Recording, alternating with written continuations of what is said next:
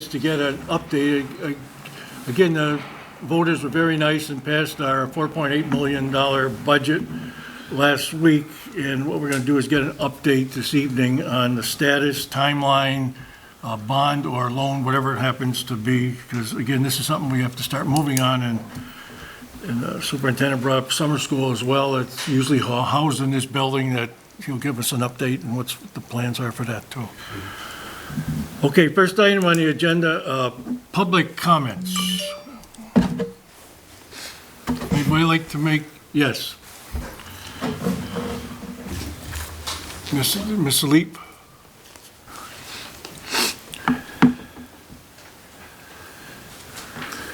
Good evening, and thank you for letting me speak. My name is Dr. Donna Leap. I am the Assistant Superintendent for the Southwest Vermont Supervisory Union.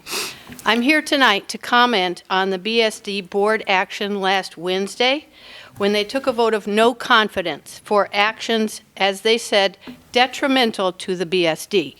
To date, I do not have any information on what those alleged acts are and no evidence indicating truth in the accusations. Mr. Culkeen and I have worked consistently to follow SVSU policies to provide a safe, respectful, and productive work environment throughout the SVSU.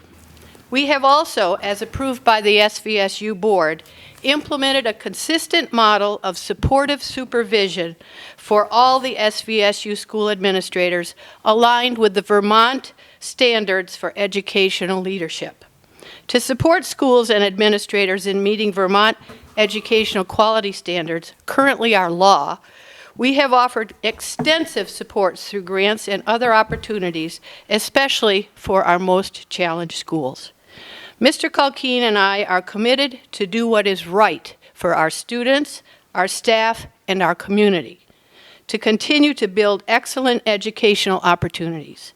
We greatly appreciate the outpouring of community support, and let's all imagine the positive opportunities. Thank you. Thank you. Thank you. Mike?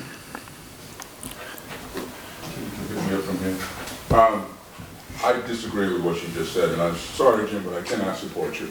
I do not follow what she just said at all. I won't go into the specifics, but I've tried to call you one-on-one to talk about these things, and I haven't been able to get a hold of you. But as a citizen, I do not support you, and I do support this board. I hope you follow through with everything you're doing, especially the K through 12 board, try to be a BSD board. Yeah, I'll talk at the end. Just put it at the end. Thank you. And I would like the emails that I requested, if you have them with you tonight. Ken, do you have them? So you have my support, and I'd like to follow through with do promo shows on CAT TV about what you're trying to do in the future. Also, I respect the citizens for giving you the bond. I think it's been left in a precarious situation without our business manager. That can't be discussed tonight, I'm sure, but we need to know what's going on.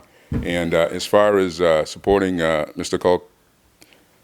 Culkeen, I find it very hard to say this, but I did support him in the beginning. But after seeing and knowing what I know, I just can't support you, Jim.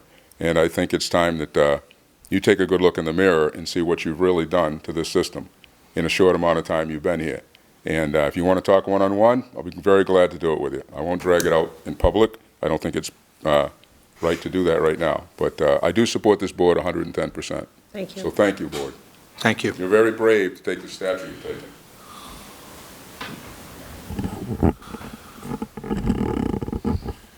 Go ahead, No, sir. I'm sorry, Dan.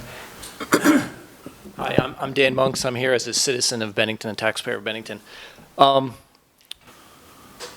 My concern about the action that the board took at the last meeting was there was no specifics, there was no evidence, there was no facts, nothing was given to either the public or Mr. Culkeen about why you took your action. And I think the public deserves, and certainly Mr. Culkeen deserves, to know exactly why you took your action. I see the publisher of the banner is here this evening. I hope that they'll pursue that and that we'll all understand why you took your action. I can neither support nor not support your action without knowing why you took it. And I think that that's a big question that we as the public deserve to know. I did email Ken this information and this request earlier, so I don't feel like this is coming out of the blue. This is information I think we all deserve, especially Mr. Culkeen. Didn't even have a chance to have a hearing to react to those accusations. I feel very strongly about that. Thank you. Thank you, Dan. Anybody else? All right. Anybody else at all? Yes.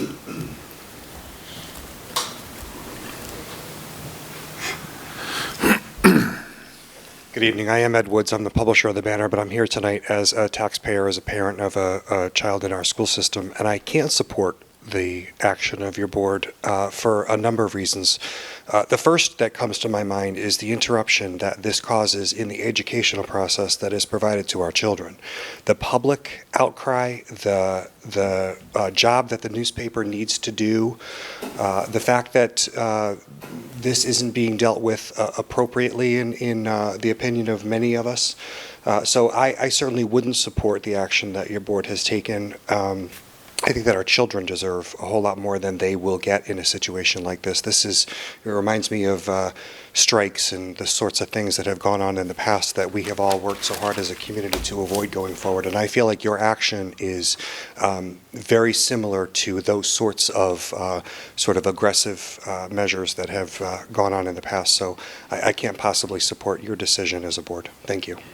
Thank you.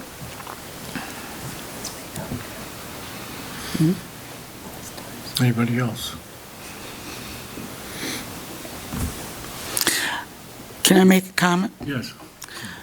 We can't give you our reasons publicly because it's a personnel issue and contracts and laws and stuff like that. So we won't be giving our reasons. If the superintendent, after we speak with him, if he wants to speak with us, wants to give you the reasons, that's fine. But we as a board can't do that. I would like to respond to that, if I may, if you don't want me to. Go ahead, Dan. I feel pretty strongly about that. Then I would say to this board, if that is the case, that you cannot give us those reasons, then this should have stayed in executive session and not come out and made a public statement like that. If it's a purely personnel issue, keep it in executive session. Don't come out and make those public rebukes unless you can give us information as to why you take those actions. That's my opinion. I would second that comment. I would agree with you. Thank you. Thank you. Thank you. I do too. Thank you. Same here. Anybody else? I don't agree with that comment. I think you had every right to show your disapproval, within what Jackie Cruz said, within the guidelines of you can't give the details. But the citizens have a right to know how this board feels about the administration. So I disagree with Ed Woods and Dan Marks, solely, totally. The people of this community have a right to know. There's enough things left behind closed doors and all this privacy and all this good old boy type thing that goes on in this town. And I, as a citizen, want to know what you people think. You have a right to express it within the confines of the law, and you've done it. You've all held yourself up very well, and you've done it. So thank you again. Mr. Barr. Yeah. Frank Barnes, I'm going to speak as a private citizen, although I am an employee of the SVSU. I'm the Director of Educational Technology. But I'm speaking as a private citizen, and I just had an opportunity today to watch the video of the last BSD board meeting. And one thing that struck me, well, before I get there, I agree that there's many things that need to be dealt with in private, and I think this is one of those things that should have been dealt with in private, and it was. And I also agree, as I mentioned, that it should have remained private until you were able to talk more about it. There are certain things you can't say, and I understand that. There are certain things I can't say. We all have those constraints.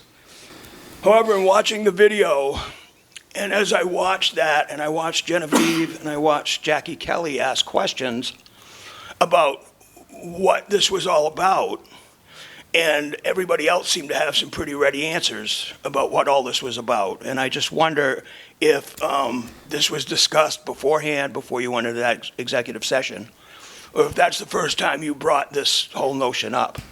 What I'm wondering is, was there anything that looks like it should have been a public meeting that was held in private? I'm just curious about that. What you saw on tape was them questioning Act 46, which we didn't talk in executive session. That came out at the meeting. Jean made the motion. I second it. Genevieve and Jackie asked questions. The no confidence vote was talked about in executive session, and we all agreed. Except for. Well, she didn't vote. Right. Okay. Thank you. Thank you.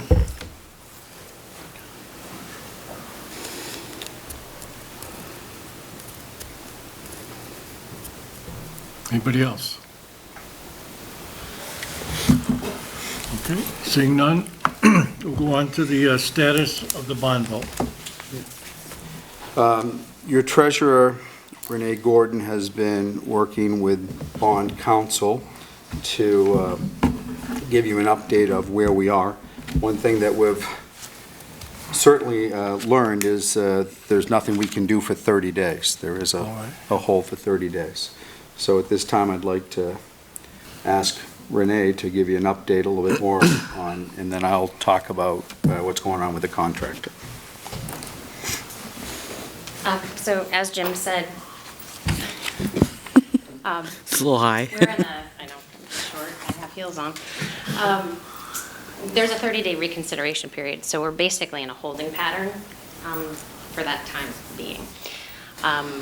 The board is going to have to decide which route we're going to go, if we're going to look at a bond or leasing options.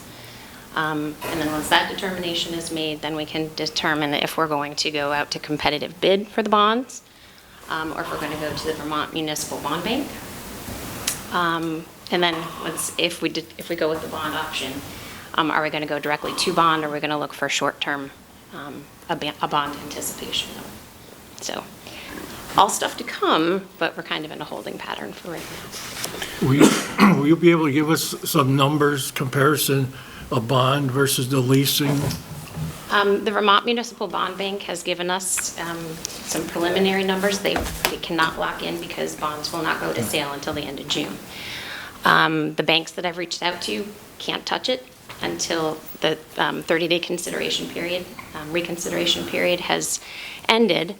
And then at that time, we would need to put a bond sale notice out, which has to happen publicly, and then it also has to be in a financial paper, either in Boston or New York as well. So it's going to be time consuming.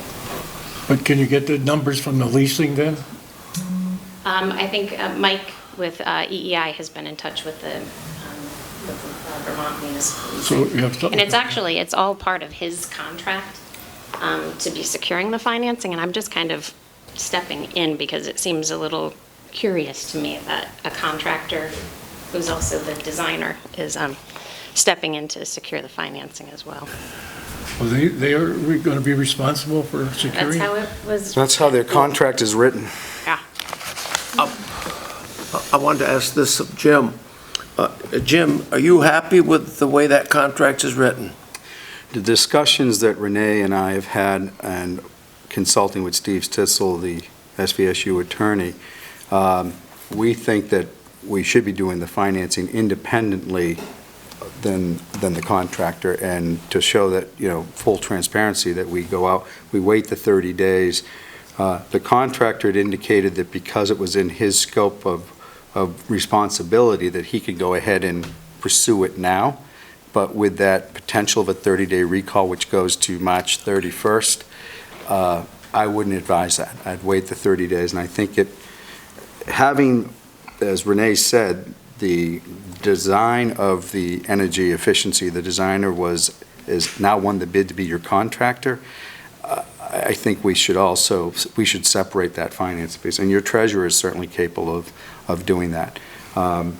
I know that the contractor is nervous about the construction schedule because it is very tight, and he wants to start ordering long lead items, equipment that, for it to be here on this schedule.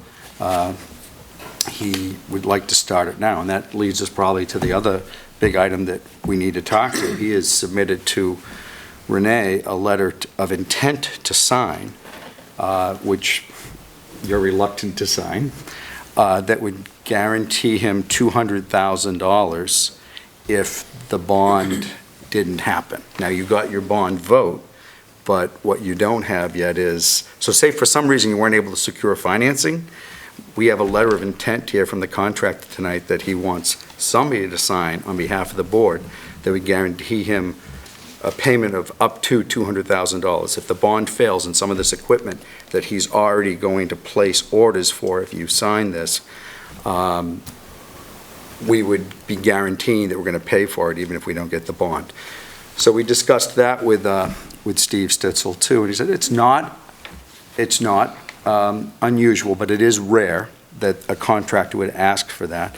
But his recommendation is that you shouldn't commit yourself to any kind of payment until you know that you can go out and get that bond, which you won't know until March 31st.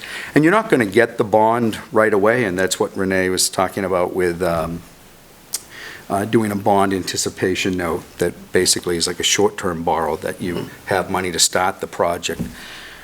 So we can still go ahead and start, as we are doing, looking at the paperwork for it. But my recommendation, and I don't mean to speak for you, but... No, that's fine.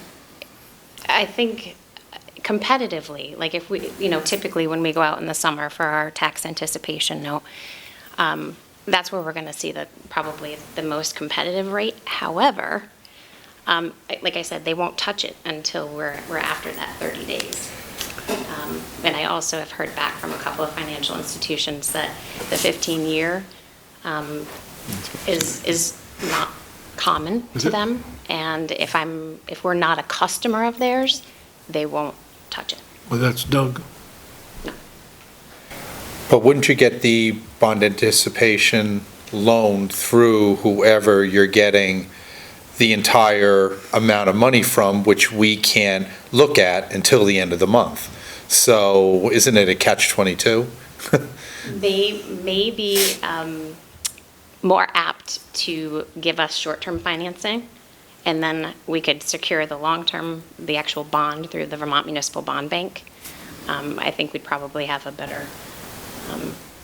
I think that's what we did when we did. But we don't know what the numbers are going to be. No, it won't, because we have to wait 30 days. Let me tell you where I'm coming from. We asked the community for a multi-million-dollar bond vote for improvement to the schools, and we got an overwhelming vote. I'm concerned about the idea of signing any letter committing the board and the community to $200,000. So, where I'm coming from, I'd like to suggest to the board that we take the superintendent's recommendation and not sign a letter of $200,000, even until the 30 days are up or until the superintendent comes back and gives us a recommendation that that's the way we want to go. Because let's face it, if we mess up on this bond, which is a multi-million-dollar bond, I can't think of anything any worse for the board or the community. So therefore, that's where I'm coming from, and I'll see what other board members think, and then maybe we can get a motion on the board. I'm not worried about messing up on the bond, and I'm very confident that Renee can handle that. No, I don't mean messing up on the bond. I just want to wait till March 31st. That's where I'm coming from. Yeah, and the draft letter, actually, Which Ken is reading. Mike Davey sent us the draft, and he has it coming from me, which I don't think is appropriate, so. I don't think you will could not- authorize the board to spend that money. It would have to come from the board. So, when you see it, it has my name on it, I did not put that there. I'd like to make a motion that we go with the recommendation of the superintendent. Superintendent, I'll second it. That's not to give them a letter signed. Right, we won't sign the letter, yeah. Any discussion? And I will inform Mike Call the Davis. question. So you're none, all in favor? Okay, unanimous. All right, you can notify them. Okay. When you're saying a problem with the bond, we wouldn't have a problem getting the bond, you're just worried about the rates may be too high, is that what it is? They're going to be, your leasing options are going to be higher, just because of the risk that's involved there. The bond bank, he won't know what the rate is until he goes out to market. And really, I really don't know what to anticipate if we were even to get a response from People's TD. So I don't know where it's. our next meeting is on the 6th of April, so then everything should be, the 30-day waiting period will go by and you start moving on the other Yeah. stuff. To sum it up quickly, a lease is going to have a higher interest rate because it does allow the municipality a way out. So the lender has more risk, so the rate tends to be higher. The bond tends to be lower. We might get a better at, market rate interest to an institution, but what Renee is discovering is they're reluctant to give, and our savings and our payments were built on a 15-year payment, that they may be reluctant, because typically renovations is a 10-year loan, new construction is 20, so the 15-year is the oddity. No problem with getting a bond for 15, but getting institutional financing may be an issue. But that, she's only been working on it a few days, but. In the event that the motion we took tonight creates a problem With the contractor. with the contractor, would you, I will let you know. If he says then he's going to stop all design work because you won't sign the letter of intent, then I will inform the committee, and then you'll have to consider your Then- options. okay, you let us know. I will. Got it.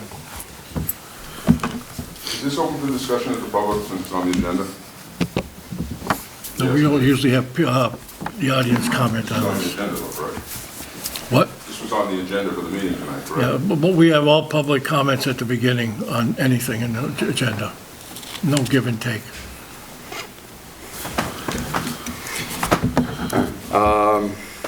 That's pretty much it on the bond issue. Okay, yeah. Yep. How about, is that company EI, do they have a timeline? Like when they'd like to come in and when they'd like to start, or Well, we met other with things we them have last week, and I know that they were having site meetings with a couple of area subcontractors for potential of the scope of work, and their contract is with Steve Stitzel for review right now. So, and I imagine we'll probably have another meeting with them. We're going to be scheduling regular meetings with them, because we met there, they introduced us to their site coordinator for the project. Steve did bring up another issue that is an area of concern, and as, as the board's attorney, he's always going to exercise caution. He thinks that you should consider some type of a project manager or owner's manager. Typically, for the dollar amount that you're spending, $4-some-odd million, there's a clerk of the works or some type of owner representative on the project. There is nobody between the contractor and the school board in this.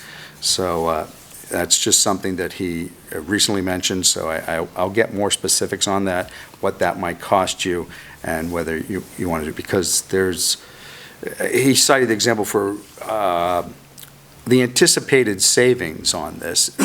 There's no independent confirmation of those savings. They came from the same contractor that did the design, and not that they're not I'm sure they're a reputable firm, but it's unusual that a construction project of this dollar amount would not have somebody that's representing your interest.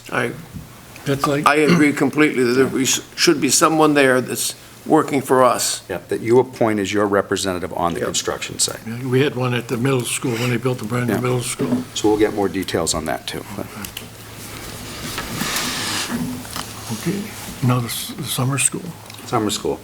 Donna Leap and I and most of the administrative staff that was available met with the BSD principals. Our first task was to create a snapshot of what happened in our schools last year so that we know how many students we're impacting with the construction. And our next step now will be to meet with the contractor to see if any part of any building is going to be available. Because the snapshot of what you have, kinder camp here in the summer, you have summer school in each of the buildings, and you also have extended school year for your special needs students, all taking place in this building. And we don't have a place currently to house them. We're exploring, so the first casualty could be summer school. It doesn't affect as many students as you may think. We've gotten attendance records. And by the way, you should know that summer school runs 4 weeks, 4 days a week. That's in the month of July. So that's what we're talking gets impacted here. We have to provide extended school year for our special needs students, and we're committed to doing kinder camp, which is the introduction to kindergarten, which we think is crucial. Some of the proposals that we'd like the board to consider is ending school this year, and it's not without controversy, for kindergarten students a week early. And what that would allow us to do is to have kinder camp at the end of the school year while we still control the building. And the other thing that we're looking at is our meeting last week with the contractor is every classroom in all our buildings needs to have all the belongings. Our recommendation to the staff is going to be anything near and dear to you, anything personal, should be removed from the building. But as you pack up for the summer, all contents of the rooms need to be stacked in the center of the room and then covered with plastic. So the other thing that we're looking at is that the last day of school for our staff would be a no student day, and that would allow a work day to pack up the rooms, because the contractor literally wants to be here the day after school ends. When was that? We don't have any 13th. snow days. 13th. And, let's hope, we've been very fortunate so No far. snow days. So, somebody knock on wood, this is plastic, but, it's still early in March, and something could happen. But we're hoping not, because they need every day in the schedule that's possible. The other thing that's been discussed now, why we're okay on that from a day count is Vermont requires our students to be in school 175 days, we're in school 180. So the other potential impact is that this construction, and we'll have to make this decision by on or about August 1st, is whether school is going to start on time, or Bennington Elementary School students will start a week later than everybody else. So it'd still make the 175-day student count, and our staff then would be engaged in professional development somewhere else. Moving summer programs to other facilities is a challenge, because we don't own those buildings. Say, maybe we can move it up to the middle school. Transportation could become an issue, because we currently do not provide transportation for summer school because it's all within your walking zone.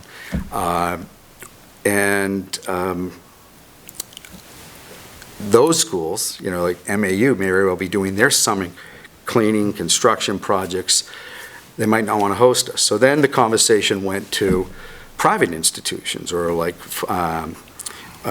potential, and these are all going to be explored, whether we can move them to, say, a church basement or a public facility that we could maybe buy slots from, or like that. The problem for us as a public school system becomes when we co-mingle in a building with somebody else, it's background checks. So we can't easily move a summer school program to another school. But we're going to, we're meeting again with the principals next Tuesday, and we're going to continue to look at the impact. So I don't want to at this time say that, and I should, in the inventory of numbers, like here at Bennington Elementary School, and I'll just do this quick, and the other impact is we met with the Abbey Group because, well, we provide food, we provide lunches, and we can't, because one of the questions, well, fine, we'll just set up a truck on the sidewalk and people can just come and pick up their lunch. New York City. The regulations require that we create a site where they can sit and eat. The only thing they're allowed to take away with them is their dessert. So the regulations do not allow us to give them a bag lunch and go off. So that's unfortunate, because that would have been maybe an easy solution. So we need an area where they could, and it can be a lawn with a tent or that they could sit in a, Deer Park, but the problem again is transportation and, getting everybody to there. So we're continuing to explore that, but as you've just heard from what I said, there is a host of issues that need to overcome. But just to give you an idea of numbers quickly, Bennell, in its summer school program, averaged 35 students. And in kinder camp, their attendance was 25 students. So we're not, as you say, we're not seeing, when you consider that how many students are here during the day, it's not a lot, but to those who want to participate in those programs, it's a big impact if they're not there.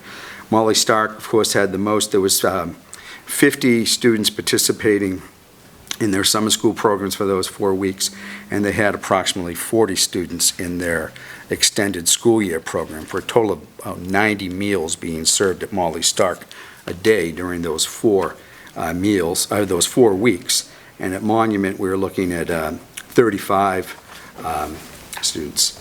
And of course, there's the impact of loss of employment for those staff members that typically work in our summer programs, and if we can't replicate them somewhere else, or if we look to partner with existing facilities here and provide, instead of taking the money that, and this is another suggestion that we're looking at, rather than take the money of funding our own program, take that money and purchase slots in existing programs that our kids could avail themselves to. But whether we have enough money to go that far, we're still looking at it. But participation, Real tight one. participation is tight low budget. by percentage. Seems that way, yeah. Yeah. 15. And it's not even the same in every school. Summer school and kinder camp ran 2 different months here at Bennell. Summer school was here in July and kinder camp in August. At Molly Stark, kinder camp and summer school ran simultaneously at Molly Stark, and it was 2 separate programs at Monument. So there's variances just within our own programs too that we need to study and see what we can do. So the transportation is, if we could get a bus reasonable, go from Bennell to bring them someplace, because you say they all walk, so they could only walk to one spot, so we wouldn't have to pick them up all over the place. Yeah, I mean, transportation would probably could possibly exhaust our complete budget that we have for summer school. And the only ones that we have to transport would be any child on extended school year. Yeah, we don't transport them usually. I'd like to make 2 comments. The first one is, if the teachers have to pack up that last day of school, I suggest you give them 2 days. I've been through that before, and it takes more than 1 day.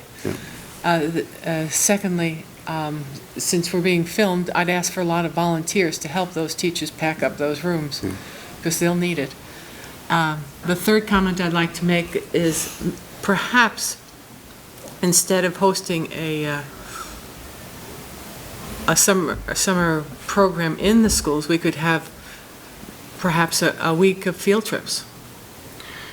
That has been discussed, because the example, say, it was how Woodford Elementary provides physical education to their students off-site with it. So again, the transportation could be an issue. So we hope by your April meeting, we'll probably be asking you to take a vote on making changes to the school calendar, but we wanted to get it out there that it's a possibility, because we don't take lightly ending school early for any particular group, and we know that there are parents and children alike, who, particularly at kindergarten, who would be disappointed that they're going to end their year 5 days early. And actually, it would be 7 days early, because if we did 2 days at the end of the year, then.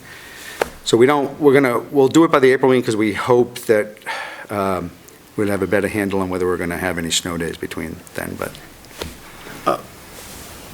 Jim, I'm going to bring up a point, and probably other board members will jump badly on it, but the gentleman across the street, we did meet with a couple of times. We never got anywhere, but since that time, he's also fixed up the old Oh, the old building River on North building. Street. Brookside? Downstairs, the whole downstairs, in fact, the whole building's been renovated. I'm just thinking out loud whether or not it would be worth, with your committee, to at least explore that. It's right across the street. I and- believe it's going to be done. The charge that we gave the principals when we met them the first time was to then go back, look at the resources around their Yeah. neighborhood, and come back to our next meeting with suggestions. So, And take a look at that. so I'm Good. positive that one will now be All on right, it. fine, okay. Except for transport, Willow Park, which the town has, is nice, because they've got a cover over it in case it rains, inclement weather and stuff too. That's that busing. That's it. Now, how about the food service? Food We just- service, that's yeah, coming up. we met with the Abbey Group, and they are also exploring what options. That's how we learned that we can't just give out bag lunch, like we can't do a drop-off station. We have to provide a spot where they can eat it. Their suggestion is that we look at purchasing a food truck, but that's probably not going to happen, but it could be a trailer. I mean, those are all things that we've talked about, a trailer with a pop-up awning that provides shelter for kids to eat their lunch, and you heard the number. I think, Don, she said they feed over 1,000 a day during the summer? Yeah, we go over to the rec center. I think, Yeah, because it's not just our schools that got their No, sites. they do right? panel and Yeah, over 1,000 a day. Perhaps some of the churches would provide space. Well, what the Abbey Group told us is that a lot of the churches already are food sites and eating sites, so whether, and we are looking at that, but that goes to what I said, if it's a mixed-use facility, then we get into the whole checks. Corey background check of other adults who are there. Jim, when does the new contract take effect? Must take place July 1st, and Ken pointed out something that, contract-wise, that we need to look at that we hadn't anticipated in our first meeting, was Jantronics is your cleaning company, and obviously, if your buildings are under construction, we're going to have to look at suspending that contract until it's over.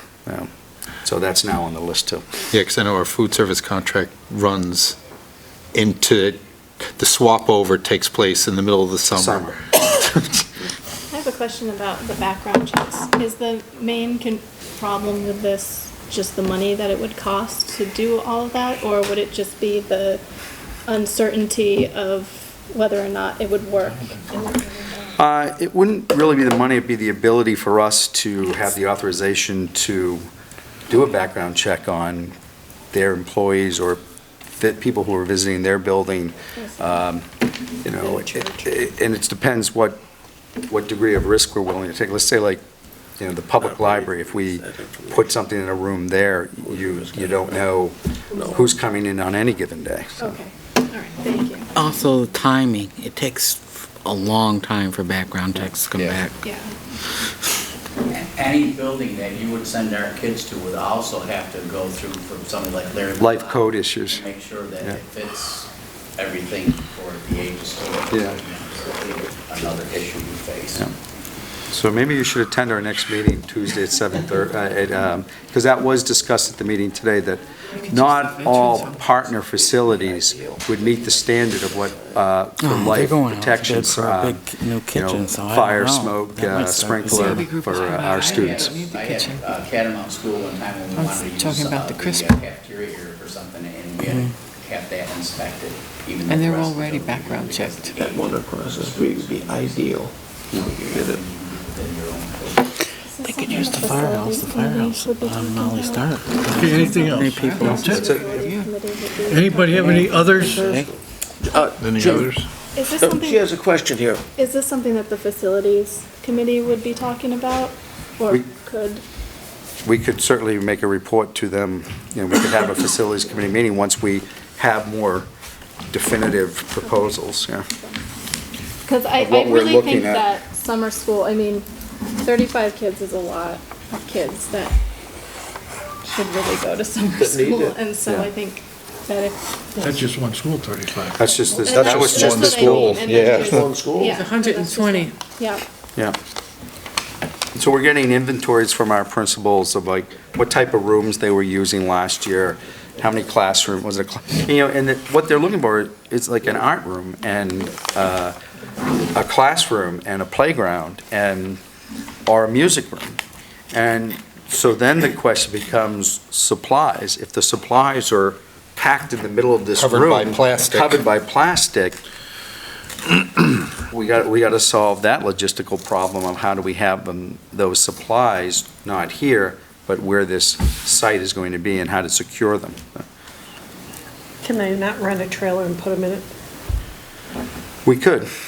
I mean, again, it's what our budget is going to allow to. Can't spend it all. Jim, I'm just wondering, we're tackling a major project. Yes. Is it too late to discuss or even give thought of the fact that maybe instead of trying to You're out of your all of mind. this off in 1 year? No, Try- don't even start that. Don't start it. We talked about this a number of times. We did, Yeah. I mean, of course, we talked Don't about it bring that again, but, Renee pointed out, then your bond will change, the interest Yeah, you rate. can't even bring that up. Yeah, so that was one of the issues on why that, because, from a summer school point of view, sure, it'd be great if we said, all right, let's just do Van L this summer, and we have Molly and Monument open, but I think it was the bond issue, was, in the interest, you wouldn't know what the interest rate would be, and then, and the inflation cost to the construction Yeah. project. So then you might not have enough money to do what you want to do. Bringing workers on and off Yeah. of job sites and. Okay, well, All right. we'll get a more update at the next meeting The and next then meeting, see yeah. where we're at, okay? And maybe if we're ready, possibly, I'll let you know, we can do a facilities committee before that. Oh, it's a good idea. Okay. Any other? Yes, I'm sorry. Just a little bit more FYI, excuse me, on the work that would be taking place. Summertime is also when the tech department does, I'll come up there. I just want you to be aware. Summertime is also when the tech department does all the updates and repairs on all the things that haven't been able to been dealt with during the school year when people are in the buildings. And this summer, there's a plan to put new switches in buildings, new wiring in buildings, new access points, wireless access points, so that the wireless infrastructure is working better. So part of this is just a logistical problem, arranging with the project manager when they have a project manager so that we can figure that part out.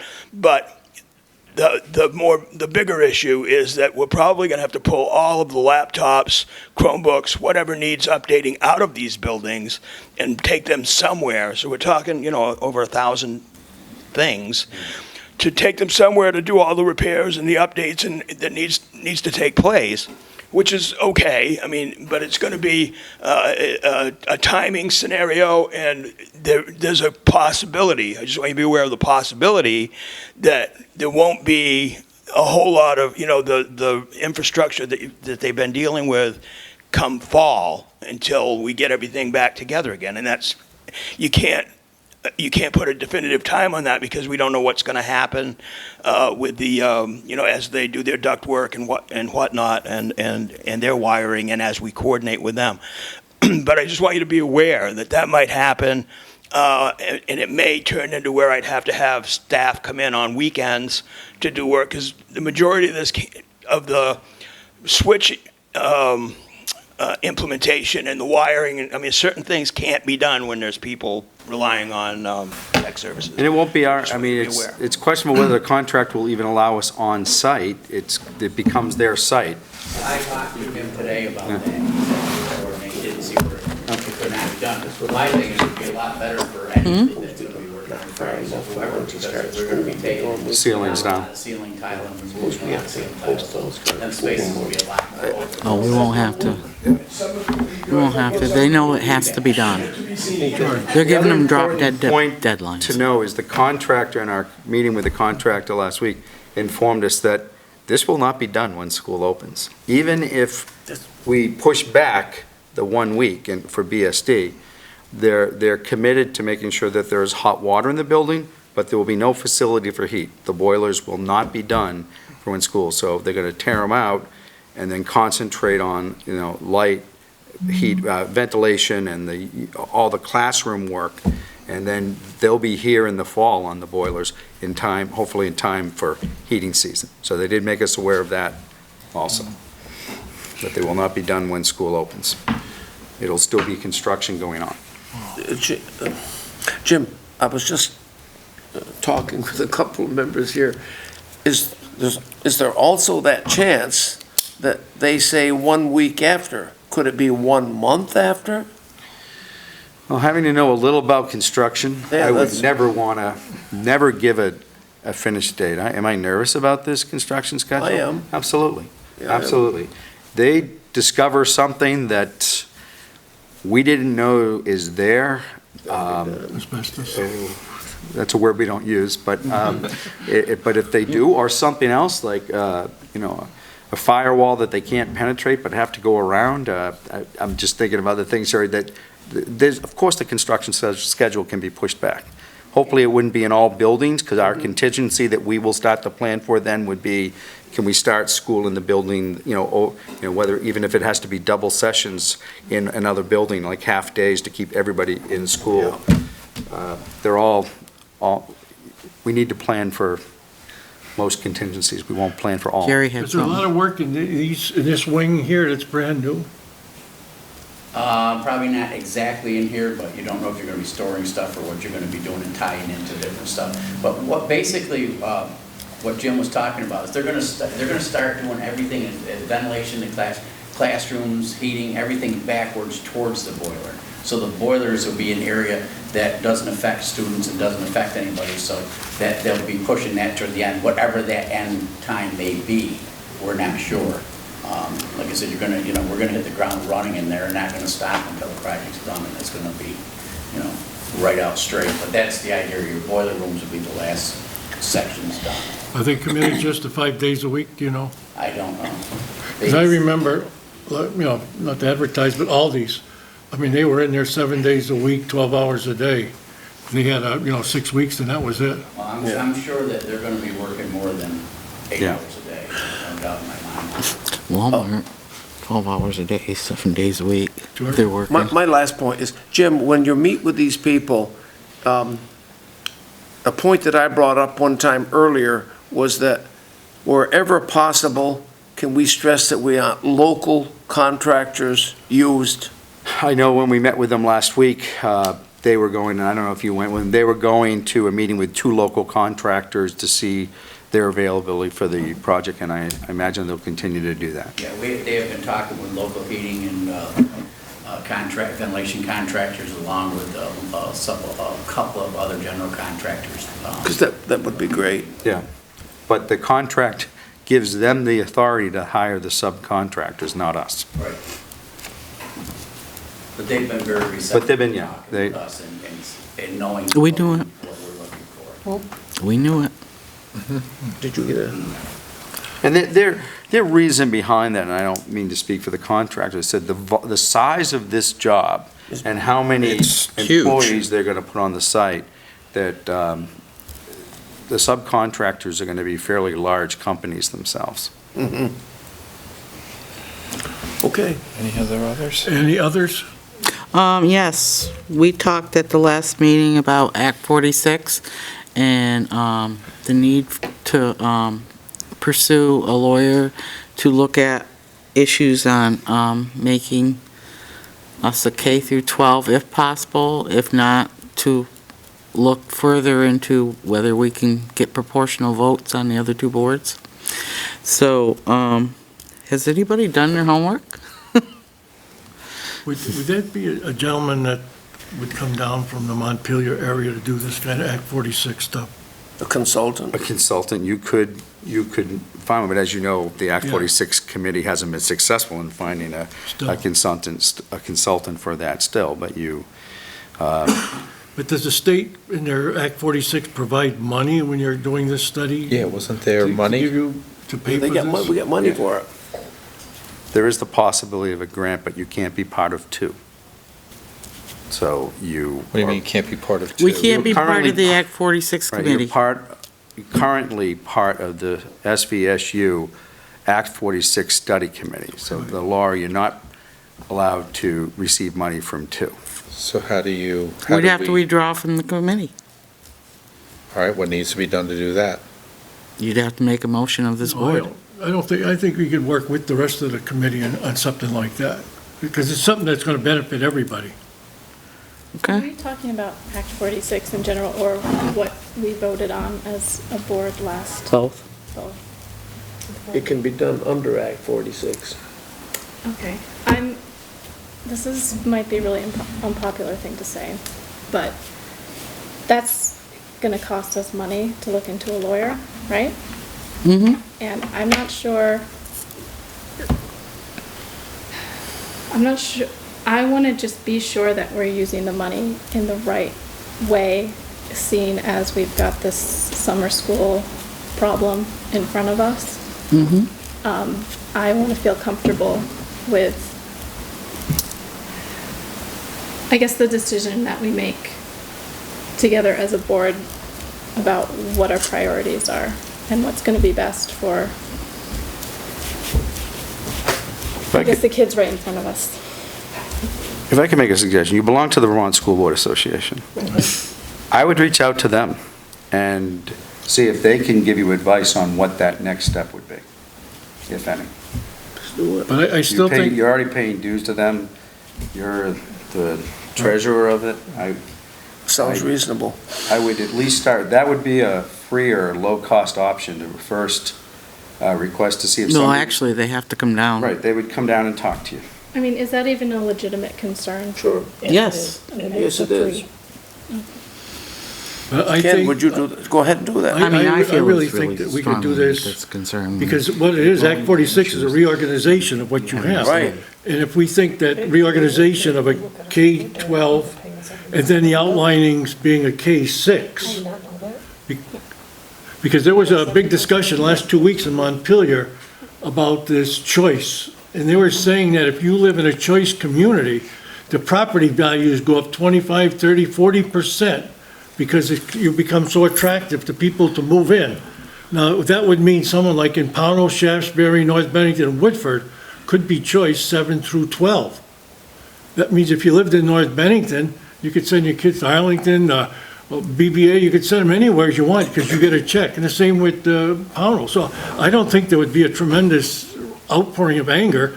I figure 95, 100% probably end up going at Mount Anthony anyways. But I think that, that option would make it desirable for the other districts as well. When you have choice, does that also mean that we pay their transportation? What's built into the cost of the, So then it project. would make our budget higher? No. No. It basically, they pay per pupil. Yeah. When they put a child in, say they decide to send a 7th grader to our schools, they pay that portion of the busing, the teachers, the whole 9 yards, just like they do in whatever district that the child comes from. So if Bennington is the only ones that have kids in the school, then we're going to pay all of it. But if we're not, But if a child from our Bennington goes up to Burton, we pay their transportation. They we won't wouldn't go. have No, they don't choice. have school of Opportunity. choice Bennington would not have choice. because we already have We have a a high K school. through 12 or pre-K through 12. But you I don't have a. Couldn't imagine it, huh? No, that's you if have a we, pre-K through 6. no, if we form a Bennington school district. And there's no way we could No, ask the it- taxpayers when you have a high school To build your own. in your high school. own town and you just built a middle school in your own community, that, can we start sending them elsewhere? An example is Reedboro in Stamford, down east of here. They have no high school. So each one of the youngsters, they can go to Drury High School, they can go to McCann High School, they can go to Hoosick Valley or Mount Greylock. They got choice there for. They don't have transportation, But I know for a fact that what the parents do is they get 5 parents together, one day, one will take them to the closest bus stop in Massachusetts. The buses pick them up and then they go. But they can go anywhere they want. It's, But remember, when you're It's a big deal. tuitioning students into other schools, you have no representation on those boards. and the district that sends the youngsters is responsible for all those special ed funds as well. If we say the youngster is gonna be $14,000 per youngster, and it happens that this youngster, because of the services provided, is a little more expensive, and that is also paid by the sending. My recommendation stands, the Vermont School Board Association has created a position of an Act 46 consultant. Right. And we should get one down. Yeah, you should And have a Ken discussion with them. And I'll call Ken him. from I'll the call him. school boards. Tomorrow. But we That'll still get us need a started. person to work down here with us, not just a person that advises. Okay. Okay, anything else? I have one more question. Sure. We have 3 members of this board who go to the Act 46 meetings, and at those meetings, has a vote been taken? Has a discussion been made? Has this problem been brought up there? No, It has been indirect. hinted indirectly. But it hasn't been discussed openly? No. No, it will be. I imagine it will be now. We could not discuss it openly until we discussed it as a board at the last meeting. Because we're representatives of your board. But I think most of the other boards, like when we're in Powell, they like their own little home board, and they don't, I don't see them wanting to give it up at all. Especially when Bennington has 70% or 68, whatever it is, percent of the vote that really makes them vocal. But I'll call Nicole tomorrow and ask her if she could have somebody come down in the future to speak with us about Act 46 and our options, or get a You know, person willing to drive south for 2 hours. the interesting thing is that 20 years ago, what you're talking about today existed. You had Bennington High School, and the outside districts had their own school system, and they could send their students either to Bennington, to Drury, to Williamstown, which had a high school at the time, and all of that. It's interesting that how this thing is cycling itself right back around to interesting. School choice was there. They had it. That's 40, Some did come here, but many went on down into Massachusetts from Pownell. that's 45 years ago. That's a long time. How many Yes, years ago? It was 45. 45. The other question that I have is, I know our legislature has made some concessions in terms of penalties and fines for not, getting on board with Act 46. What I'd like to know is if they could look at our district as it is now and say, oh, you're okay, you're already condensed. In other words, why do we have to go through the discussion about Act 46 when we already have done what other schools haven't done? Well, I'll tell you, when we were in Pownell, Mr. Bartow, representative from the Pownell area, he mentioned, when he actually said, I don't see that this pertains to you guys at all. That's what he said. But maybe we could have some legislators come, sit with us, and then go back to Montpelier and say, We have legislative breakfast coming up in April, probably. The preferred model is, Session's over. we Really? have been talking about it, the preferred model is that the whole SU becomes one district, one board, one, No, I think we all combine. That is the preferred model. There's 3 tiers. The final tier is, we could ask for Alternative structure. an alternative structure and stay as we are, but that's up to the Secretary of Ed. That is not one of the 3 preferred. you have to make a case. You have to make a case. And they already know that they've known for years that we're way ahead of the curve with all the things we've consolidated. So we're not sure that we would get it. It still doesn't solve the problem that when you sit on the Mount Anthony board or the SVSU board, you are not fairly represented The Bennington taxpayers are not fairly represented on those two boards When we pay the biggest part of the bill. when we pay the biggest part of the bills. And that's where we're coming from. 70%. So we're talking about an equity in terms of power, an equity in terms of leadership. Representation. Just representation. So instead of talking about Act 46, why don't we talk about representation? So in other words, maybe the SVSU board could look like what Jackie was saying, more representative, and then this board would be disbanded. Pownell's board would be disbanded. We'd all meet together at one board once a month and stop having all these meetings. Well, that's what the outlying districts really don't want to happen. They want to have their own little individual boards, just like we want to keep our board. And they want to have total control of their schools because they feel that if they I'm speaking from what I think they feel.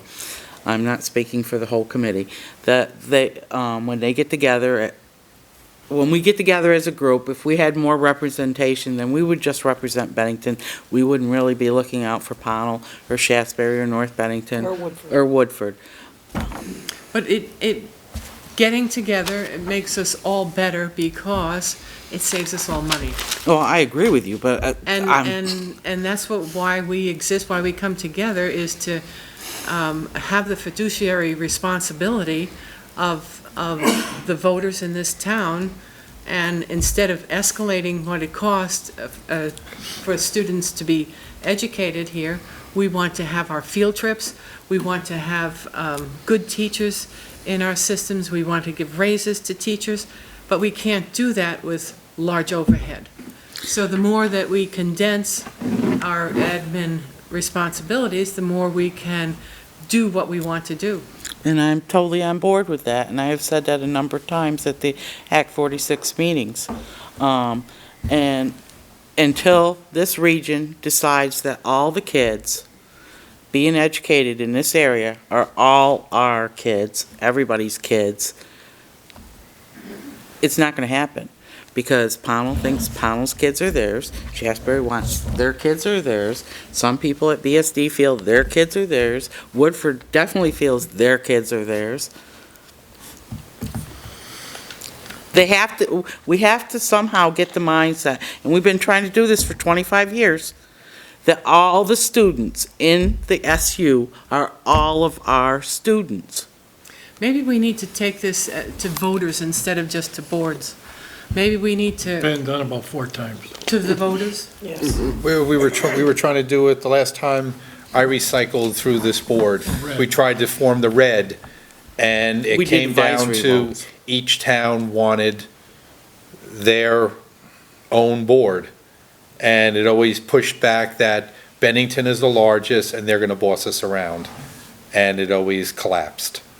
And that was how long ago? There was, Don't forget the 6th grade issue, that's what's. that was 5 years ago. Yeah. And it's still the same, and that's why, That's when the Red Committee we had disbanded. the red committee, and it disbanded.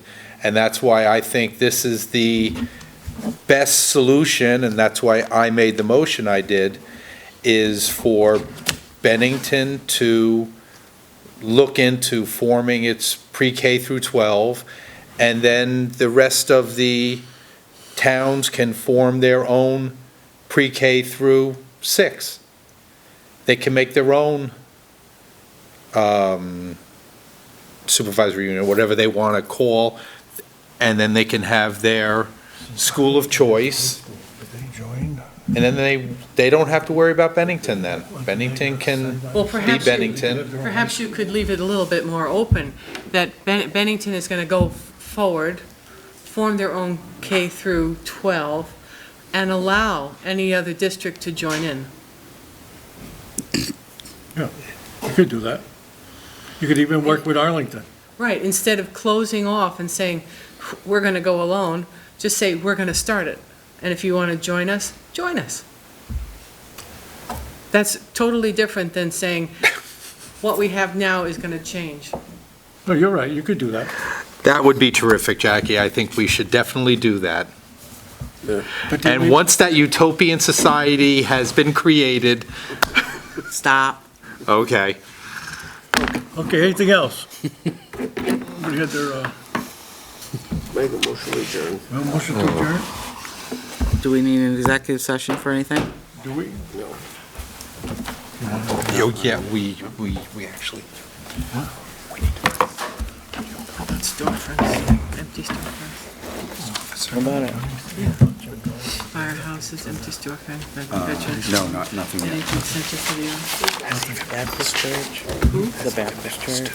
well, they said they can't control who comes into the Baptist church. I've seen who goes in there. We need to find out, because I ran into him. No, that's true, I forgot. But, So. Green Mountain Christian No, Green Mountain Christian Center. It's right on Main Street. It used to be the old Methodist church. That's right. It's around the corner. Green Mountain. Okay, Oh, motion. Sacred Heart St. Francis. Second. Parish Center.